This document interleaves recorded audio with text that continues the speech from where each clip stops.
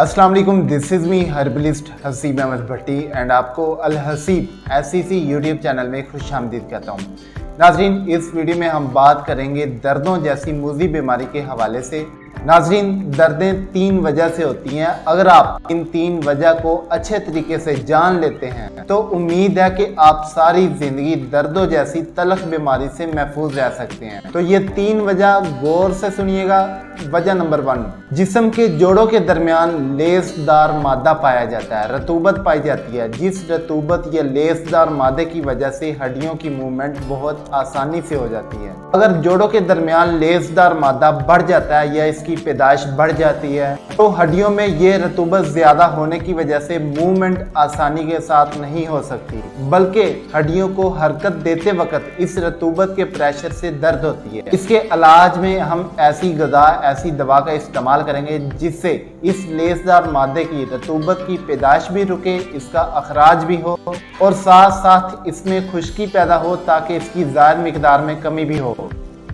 तो दूसरी वजह यह है कि अगर लेसदार मादे का अखराज हद से ज़्यादा हो जाए या खुश्की बहुत ज़्यादा बढ़ जाए जिससे जोड़ों के दरमियान लेस खुश्क होकर कम हो जाती है और मूवमेंट के दौरान जोड़ों में रगड़ पैदा होती है और इसी रगड़ की वजह से हमें दर्द का एहसास होता है।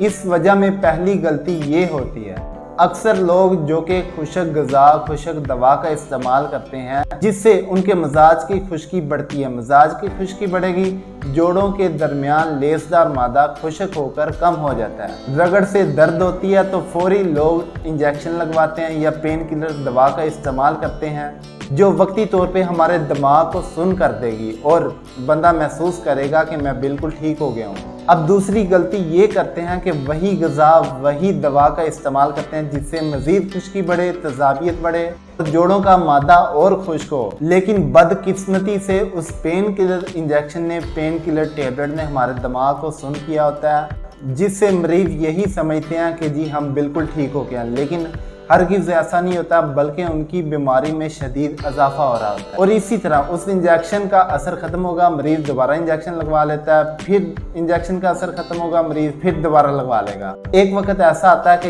ये मर्ज़ इतना शिद्दत से बढ़ जाता है कि जोड़ों के दरमियान कार्टिलेज बोन, जिसे हम मुड़कनी हड्डी कहते हैं, वो रगड़ कर घस जाती है। तो मरीज़ की कंडीशन बहुत ज़्यादा सीरियस होती है। अब हकीमों के पास आते हैं और इतने बेसब्रे होते हैं, उनका यही कहना होता है कि हमें जैसे इंजेक्शन से बहुत जल्द फ़ायदा होता है, बिल्कुल आपकी दवा से भी फ़ायदा हो, लेकिन ये उनकी आखिरी गलती होती है। बल्कि हकीम के पास या हर्बलिस्ट के पास मरीज़ को उस वक़्त आना चाहिए था कि जब मर्ज़ की पैदाइश शुरू हुई है, ताकि फौरी आपके खुशक मिजाज को चेंज करे और रतूबात की पैदाइश हो, हड्डियों में मादा पैदा हो और मरीज़ ताहयात सेहतमंद हो, तंदुरुस्त रहे। तो इसके इलाज में हम गर्म खुश्क या गर्म तर ग़िज़ा दवा का इस्तेमाल करेंगे जो अपनी हरारत और तरी से खुश्की का खात्मा करती है और खुशक रतूबत को बहाल करती है और साथ साथ इस लेसदार मादे की पैदाइश करती है।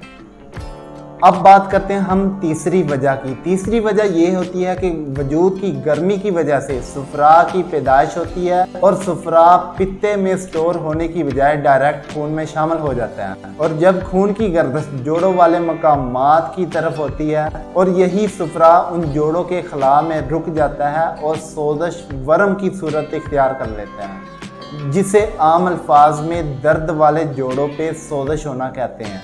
इसके इलाज में हम ऐसी ग़िज़ा, ऐसी दवा का इस्तेमाल करेंगे जो गर्म तर या तर गर्म हो, जो अपने मजाज की गर्मी तरी या तरी गर्मी से सुफरा को खारिज करती है और साथ साथ सुफरा की पैदाइश को भी ख़त्म करती है। हर तरह की जिस्मानी दर्दें इन 3 वजह में से किसी एक वजह में होती है।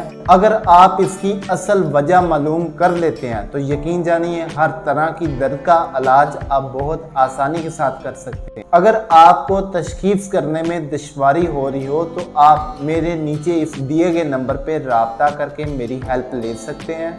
इंशाल्लाह मेरी मदद दरकार होगी। So take it. अल्लाह हाफिज़।